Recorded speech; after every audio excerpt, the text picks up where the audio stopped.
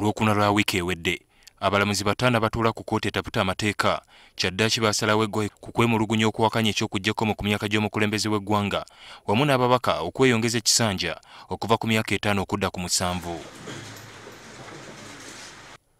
Kati bannabyabufuzi ab'enjawulo bongedde okumulungula ensalawo y'abalamuzi abataano ku nsonga zino. Nze siri mumativu ku balamuzi kye baasalawo. Okusookera ddala toyinza kuvumirira engeri gye bakyusamu ssemateeka ate oluvannyuma n'okaanya n'ebye baateeka mu ssemateeka. Okujjako term limit okwo n'okujjako age limit to me tantamounts kyenkana ne overthrow constitution. Ye munnamateeka Daniel Ruhweza okuva ku Yunivasite y'e Makerere ategeezezza nga kino bwe kyaggudde olujja eri abakulembeze abaagala okufuga okutuusa lwe balifa. Bwe bajjako ekya age limit kati ba openinga okulaba nti it is possible to have nga life presidency omuntu okurulinga for a long time okutuuka bwalifa ate ekyo nga bwe nkiraba si kirungi nnyo mu ggwanga lyaffe. Yadde nga abalamuzi bonna bawakanya ekyababaka okweyongeza ekisanja, omulamuzi Kenneth Kakuru ye yekka yawakanya eky'okuggyawo emyaka gy'omukulembeze w'eggwanga.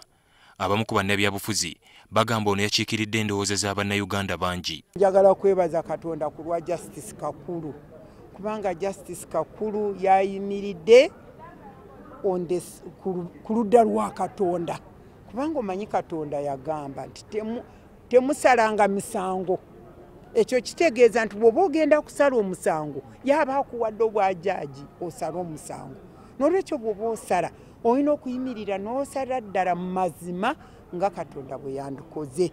Ye yali pulezidenti w'ekibiina kya Jema Hussein Kyanjo ategeezezza nti weewaawo mwalimu ebyayitira mu nsala y'abalamuzi naye n'abaali bawakanya ensonga zino balina kye baabuukayo nakyo nga kati balina kwongera kusomesa bannayuganda ku by'amateeka. Kati nakino ekya pulezidenti nze nakyo saakitutte bubi kusinziira ku nsala y'abalamuzi kuba kinvovinga ogenda okubuuza abantu kati omulimu okugamba abantu okukola ekituufu tujja gukola tuuka we tukoma.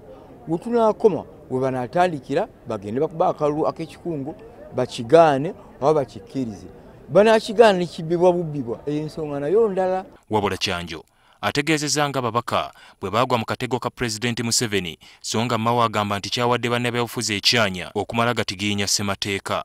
Nti b'empi baamanya ne Pulezidenti yennyini yali akimanyi kubanga yaweebwa amagezi. Omuntu nga Mwami Sekandi yali amanyi amateeka agamanyi nnyo. Sekandi oyo yali tayinza kukkiriza kintu kifu kugenda bugenzi ye yamanya nti kirina gye kiraga katukireke kitambule kasese nesaswa abalamuzi weziri banakitegerera mu kkooti era kati bakitegedde. Ebiseera eby'omu maaso omuntu waba ayagala kukyusa ssemateeka ajja kukozesa method eyo era kooti yetunuulira record. Kooti ejagamba nti mu kaseera kali era ab'amagye bayingira era kooti yagamba nti tewali nsonga newankubadde nga ababaka abamu baalumizibwa nga ba Betty Nambooze n'abalala ate ababaka abamu ne babasiba n'okubasiba.